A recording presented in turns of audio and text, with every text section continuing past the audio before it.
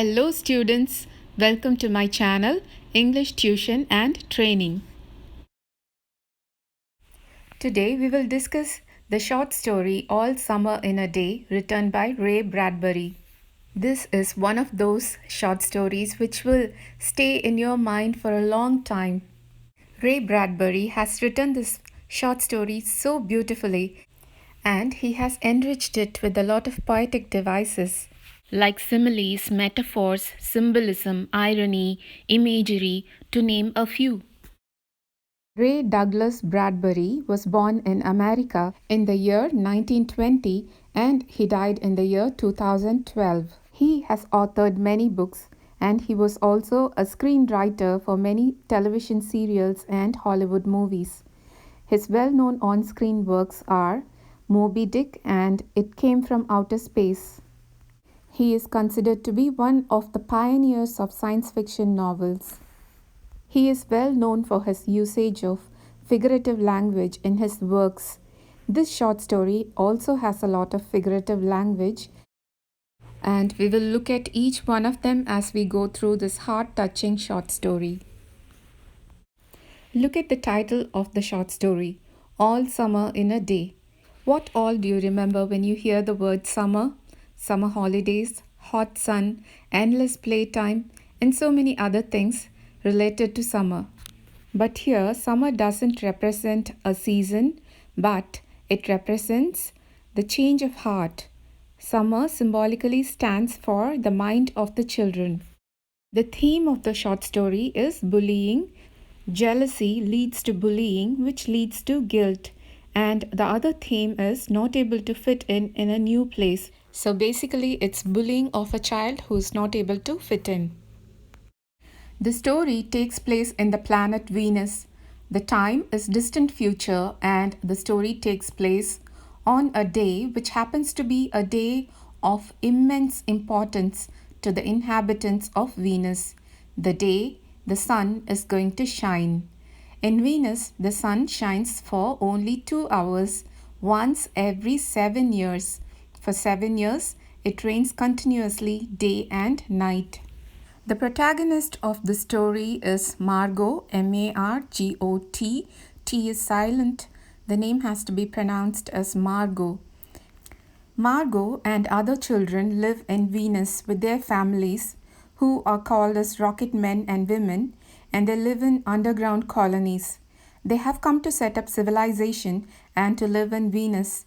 They mainly use tunnels to travel from one place to the other. When the story begins, all the children in the schoolroom are excited. They are looking out of the window eagerly.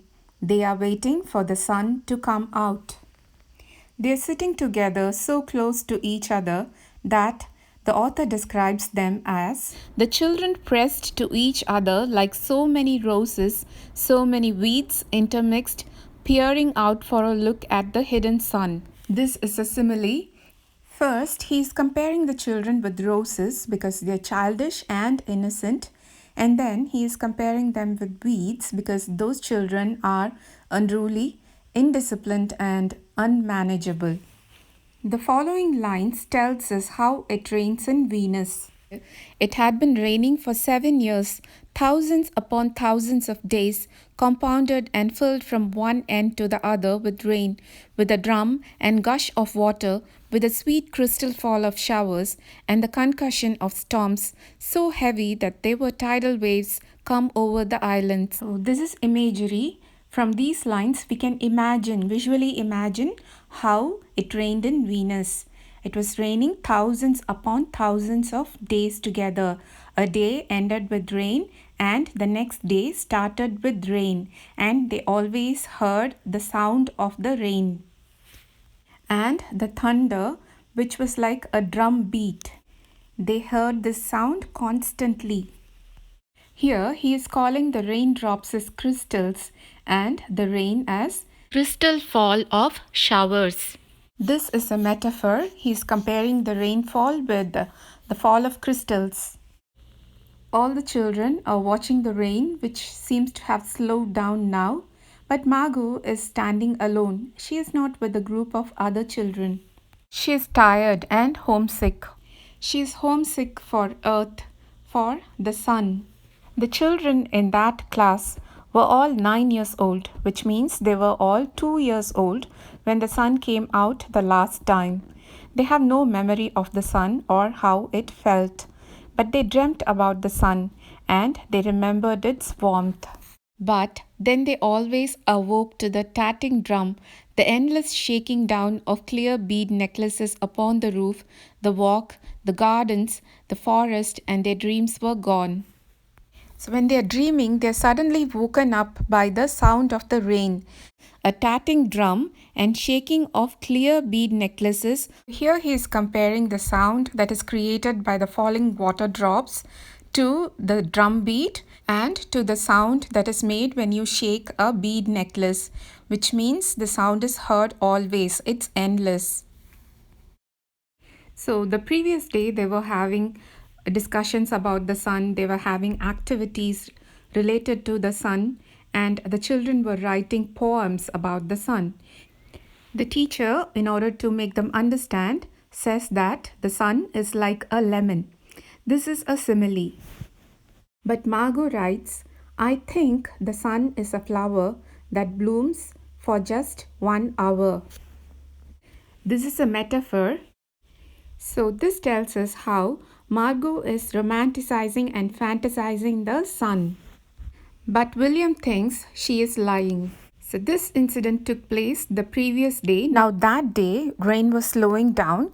They were waiting for the teacher. The teacher was late, and the children were worried that they might miss the sun. All the children were together, but Margot stood alone. They turned on themselves like a feverish wheel, all tumbling spokes. Here, the author is comparing the children with the spokes of a wheel. In this picture, you can see spokes are the wooden stalks which connect the outer ring of the wheel with the center part of the wheel. All the children are together, so he's comparing them with a wheel. Like a wheel, they are all turning towards the same direction. But Margot stood alone, and the author is calling Margot as a frail girl. Frail means weak. She was not only physically weak, but she was emotionally vulnerable too. She was a very frail girl who looked as if she had been lost in the rain for years, and the rain had washed out the blue from her eyes, and the red from her mouth, and the yellow from her hair. This is a simile. The author is saying that she was once a very happy girl and the rain has washed away all her happiness and her soul is stuck in the rain. It means she has lost her personality. He is comparing Margot losing her personality with things fading in the rain. She is not the same old Margot anymore. And he continues. She was an old photograph, dusted from an album, whitened away, and if she spoke at all, her voice would be a ghost. This is a metaphor.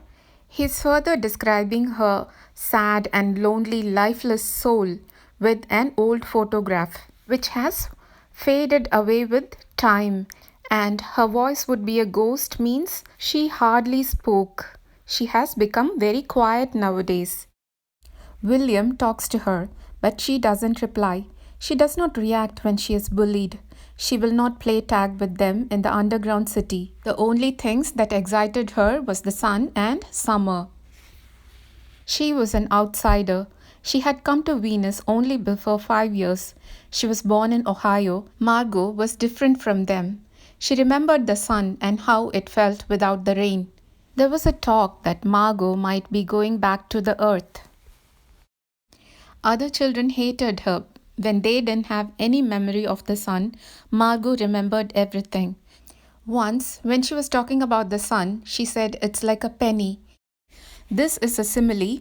To Margot, the sun looks like the round copper coin. But other children refused to believe her. Then she compares the sun with the fire in a stove. It's like a fire in the stove. This is also a simile, and the children again think that she is lying. But she remembered everything. The shower room incident is important to understand Margot's character. And once, a month ago, she had refused to shower in the school shower rooms, had clutched her hands to her ears and over her head, screaming the water mustn't touch her head. The shower here symbolizes endless rain. She is tired of the rain, she is tired of the water, and she is tired of getting wet. She is rebelling against rain by rejecting the shower. All these make the children realize that she was different and it makes them hate her. All the children turn towards Margot and they understand that Margot is eagerly waiting to see the sun. In the entire story, Margot is the only character who truly believes that the sun will appear on the sky that day. Everybody else is doubtful. Again, the boys bully her. They say it was a lie, a joke, and nothing was going to happen that day. When Margot refuses to believe it, William pushes her and he makes the entire class believe that Margot is lying. William wants to gain power over her, so he accuses her of lying because he is jealous of Margot. Margot knows more about the sun and the earth. They carry her through a tunnel and lock her in a closet in one of the rooms. They ignore her cries and go back to the classroom. Here, we cannot take William as the antagonist because all the children do it collectively. It's Margot versus children, man versus society. The closet symbolizes bullying. The closet symbolizes the punishment that is given to children like Margot and the kind of rejection these children face from the society. The teacher takes the word of the children for account and takes them with her without realizing that Margot was missing. The teacher takes the children out through a door. It's not only the door that takes the children out of their underground colony, but it's also the door which takes the children out of a world full of boredom to a world full of happiness. The first thing they notice is the deafening silence. Finally, the sun comes out, and it was nothing like anything they had imagined. They bask in the warm sun, they run and play, and they enjoy every moment of sunshine. The warmth of the sun breeds familiarity. They feel at home. Sun is the life giver. Sun has the power to make human beings both physically and emotionally stronger. Sun symbolizes life. The absence of sun makes the children cruel and unhappy. Oh, it's better than the sun lamps, isn't it? The children realize that the sun lamp can never replace the real sun. The forest flourishes under the quick spring. The author describes the landscape of the planet Venus. It was a nest of octopi, clustering up great arms of flesh-like weed, wavering, flowering in this brief spring. It was the color of rubber and ash. This jungle, from the many years without sunlight, was the color of stones and white cheeses and ink, and it was the color of the moon. This is imagery. The author here describes the forest which was lifeless in the absence of sun, and now how fast it is growing under the spell of the precious sun. Not only the plants but even the children get nourished under the sunlight. He describes how happily the children are playing, like animals escaped from their caves. Here, the author is drawing a parallel between the children and Venus's landscape. In the absence of the sun, the children have become unmanageable, disobedient, and they lack discipline. They have had no connection with nature. For the first time, these children are breathing fresh air. They're playing under the sun in the forest. This connection with nature eases the children's heart. It removes the ill temper and the spitefulness from their mind. They're pulled back from their magic world when a girl screams after catching a raindrop in her palm. It starts raining again. The sky darkens. Their smiles vanish. They slowly start walking towards their underground city. Before closing the door, they halt for a minute and look at the outside world. They know that their door to happiness will be closed for the next 7 years. Then suddenly one of the girls remember that Margot is still locked in the closet. They stood as if someone had driven them like so many stakes into the floor. This is also a simile. Here, the author tells us how the children were feeling after realizing that what they did to Margot was totally unjust. The falling of the stakes is compared to the fall of their ego, the fall of their hatred. The children were totally ignorant, but after seeing the sun, after knowing the sun, they are able to empathize with Margot. Now they know how Margot was feeling and what Margot was missing. Now each one of them is suffering from limitless guilt. They are ashamed of their own action. One of the girls tells them to let Margot out. They unlock the closet and let her out.